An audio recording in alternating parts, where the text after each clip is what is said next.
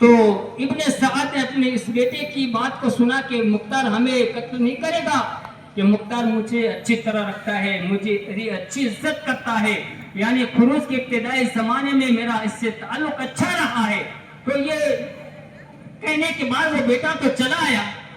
صبح ابن مختار سبکی نے ابن سعد کا بلاوا بھیجا۔ ابن سعد نے اپنے بیٹے کو بھیج دیا جس کا نام تھا حفص۔ حفص جب مختار سبکی کے دربار میں آیا تو کہا کہ تیرا باپ کہاں ہے؟ کہا کہ میرے باپ اب گوشہ نشین خلوت نشین ہو گئے ہیں، عبادت کے اندر مصروف ہے۔ مختار کا غصہ خاندان والوں پر جب یہ ظلم تشدد کر رہا تھا، اس وقت گوشہ نشین ہونا تھا، آج کیوں گوشہ نشین ہوا ہے؟ اور تیرے باپ کی وہ ریت کی حکومت کہاں ہے؟ ریت کی حکومت کی خاطر تو نے ناموں سے رسالت کے زہرا فاطمہ زہرا کے پھولوں کو تو نے کاٹا ہے۔ تو اس کا بیٹا جب آیا تو اس کے دربار میں بیٹھا ہوا تھا، مختار نے اپنے سپاہیوں کو بھیجا کہ جاؤ ابن سعد کا سر قلم کر کر میرے پاس لاؤ۔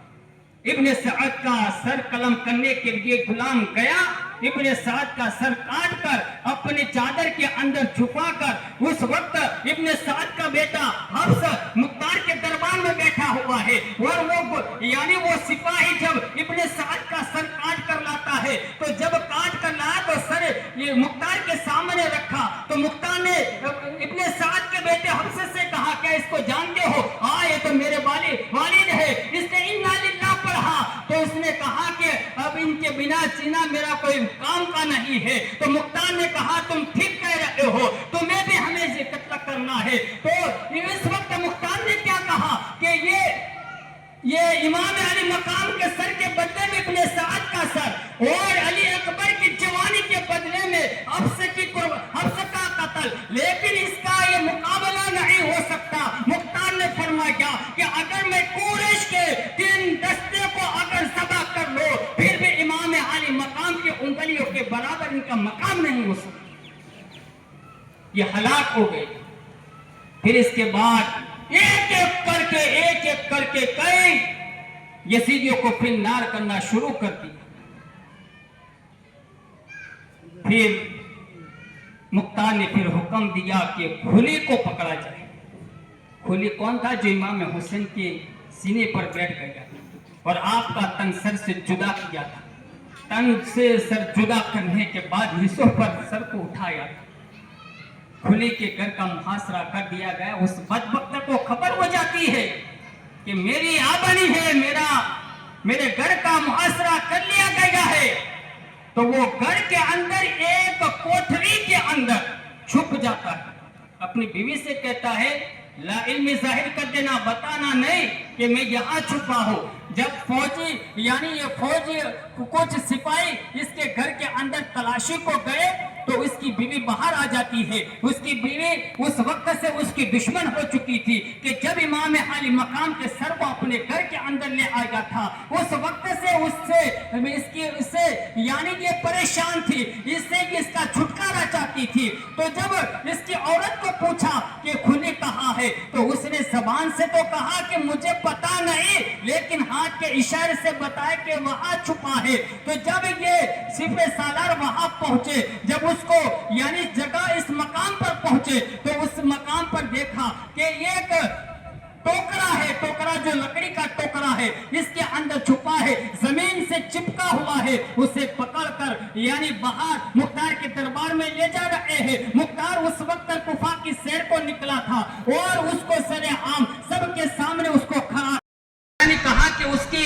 حلق پر تیر کو مارا جائے اور اس کی گردن کو تن سے جدا کیا جائے، اور وہیں پر اس کے تمام خاندان والوں کے سامنے اس کو وہاں پر جلا کر راکھ کر دیا گیا۔ اسی طریقے سے شمر کو بھی ڈھونڈا، شمر لیکن بڑا بدماش تھا، جو امام علی مقام کے کھلی ابن سعد شمر یہ تھا کہ امام علی مقام کے پیشانی پر اس نے تیر ماری تھی۔ شمر کو پکڑنے کے لیے مختار کا کوتوال ابو عمرہ جس کا نام تھا اس کو فوجی دستہ لے کر اس کو بھیجا.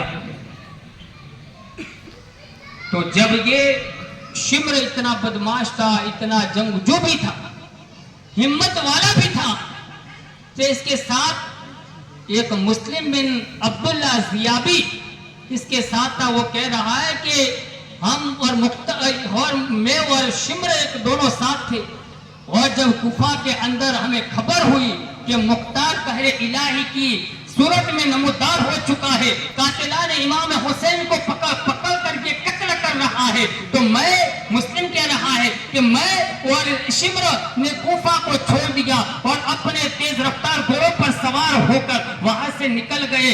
اور وہاں سے نکل کر یعنی ایک گاؤں ہے، وہاں پر ایک کسان کو اس نے اس پر ظلم کیا، اس کسان کو مارا اور ایک خط لکھا کہ امیر بن مصعب کے نام خط لکھا کہ وہاں جا کر یہ قریب میں یہ گاؤں ہے اس پر جا کر دے دے. تو وہ مسلم کہہ رہا ہے مجھے ڈر محسوس ہو رہا تھا، میں نے شمر سے کہا کہ یہاں سے نکل جائے، تو کہا کہ تجھے معاذ اللہ یعنی تجھے قذاب مختار کا خوف تجھے مرعوب کر رہا ہے، تو اس لیے ڈر رہا ہے. تو کہا کہ مجھے اس بات کا ڈر تھا کہ وہاں جہاں ہم رکے تھے کہ وہاں رنچوں کی تعداد زیادہ تھی، رنچ زیادہ تھے، تو رات کو جب سویا تو مجھے نیند نہ آ رہی تھی. تو میں نے کہا کہ یہ رنچوں کی آوازیں آدھی رات ہو چکی تھی، آواز قریب سے قریب آ رہی تھی. تو ہم نے سنا کہ اب ہمارا محاصرہ کر لیا گیا ہے. اس وقت شمر اپنے کپڑے اتار کر سویا ہوا تھا، اس کے اوپر جو برس کے نشان تھے وہ اپنے کپڑے میں ظاہر ہو رہے تھے. اس نے نہ کچھ پہنا تھا، اس کے ہاتھ میں نیزہ تھا، نیزے سے ان کا وار کرنے لگا. لیکن پھر کچھ دیر کے مسلم کہہ رہا ہے کہ میں تو وہاں سے بھاگ نکلا، یہ لوگ شمر پر ٹوٹ پڑے اور اس کے یعنی اس کو ہلاک وہیں پر اس کا قتل کر دیا. اور وہیں پر قتل کرنے کے بعد اس کا سر مختار کے دربار میں بیچ دیا گیا.